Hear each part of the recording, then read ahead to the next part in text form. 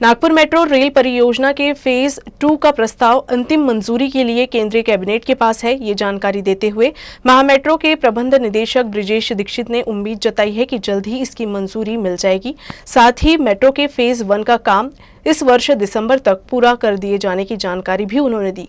बुधवार को मेट्रो भवन में आयोजित प्रेस कॉन्फ्रेंस में दीक्षित ने मेट्रो से जुड़े सवालों के जवाब दिए। महामेट्रो के आरक्षण भर्ती के सवाल का जवाब देते हुए उन्होंने कहा कि सरकार द्वारा नियंत्रित कंपनी होने से ऐसी संभावना नहीं कि नियमों पर अमल न हो।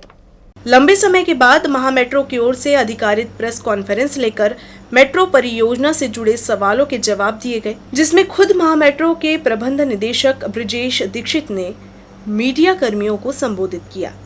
वर्तमान में आरक्षण के नियमों का पालन न होने का आरोप लगाते हुए कई प्रदर्शन हो चुके हैं, जिस पर दीक्षित ने कहा कि मेट्रो सरकार के नियंत्रण में आने वाली कंपनी है। ऐसा संभव ही नहीं कि सरकार के नियमों का यहाँ पालन न हो। उनके मुताबिक भर्ती संबंधी आरक्षण के नियम का मेट्रो द्वारा कड़ाई से पालन किया गया। कोई चाहे तो वो दस्तावेज भी दिखा सकते हैं। सारे नॉर्म फॉलो हो रहे हैं। It is impossible for a government department और government agency not to follow the reservation policy of the government. तो रिजर्वेशन पॉलिसी जो है, पॉलिसी को इम्प्लीमेंट करने की जो SOP है, रोस्टर सिस्टम और वो सारा कुछ बिल्कुल मेटिकुलसली स्ट्रिक्टली एक एक चीज़ करके फॉलो हो रही है। आपको भी देखना है तो हम दिखा देंगे सारे पेपर्स, आप देख लीजिए, खुद ही सेटिस्फाई कर लीजिए अपने आप को। दीक्षित ने बताया कि कोरोना के चलते जहां देश भर में निर्माण कार्य की गति प्रभावित हुई है, लेकिन मेट्रो ने इस परिस्थिति का अनुकूल इस्तेमाल किया और काम की गति में तेजी लाई गई और फेज दिसंबर 2021 तक शुरू हो जाएगा। दीक्षित ने बताया कि मेट्रो ने अपने निर्माण कार्य के दौरान परियोजना की लागत मूल्य को कम करने की दिशा में प्रयास किया, जिसमें सफलता भी मिली। लेकिन परियोजना के विकास के तहत कई नए कामों को जोड़ा गया, जिससे नागरिकों को राहत मिल सके। जैसे DPR के इतर कई नए निर्माण कार्य किए गए, जिससे बचाए गए मूल्य का समायोजन इन कामों में किया गया। नागपुर मेट्रो के दूसरे चरण की मंजूरी को लेकर किए गए सवाल पर दीक्षित ने बताया कि 43.8 किलोमीटर लंबे और 6,700 करोड़ की लागत मूल्य का मेट्रो के दूसरे चरण का प्रस्ताव फिलहाल केंद्रीय कैबिनेट के पास लंबित है, जिसे जल्द मंजूरी मिलने की उन्हें उम्मीद है। ने बताया कि मेट्रो के दूसरे चरण में MADC और MIDC परियोजना में निवेशक की भूमिका में रहेंगे, क्योंकि दूसरे चरण का लक्ष्य मेट्रो के माध्यम से नागपुर के आर्थिक विकास को गति देना है।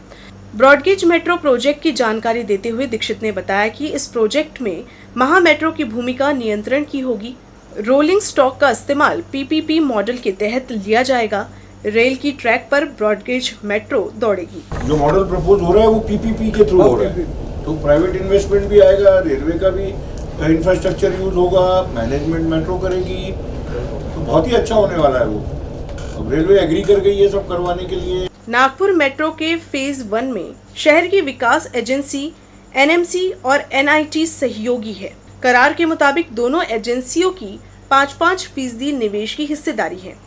8,680 करोड़ लागत की परियोजना में NMC और NIT को 868 करोड़ रुपए देने हैं, जिसमें से 555 करोड़ का भुगतान अब तक नहीं किया गया है।